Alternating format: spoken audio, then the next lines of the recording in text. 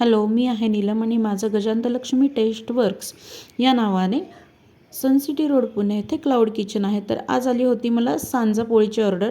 त्यासाठी इथे मी गूळ घेतलेला आहे आणि तो पाण्यामध्ये घेऊन उकळत ठेवलेला आहे. आता हा सगळा आपला सांजा तयार झालेला आहे. त्याचे मी कसे गोळे करून घेतलेले आहेत. 25 सांजा पोळ्या आपल्याला द्यायच्या आहेत. त्याच्याबरोबरच मला मसाले भात आणि मटार करंजी पण द्यायची आहे.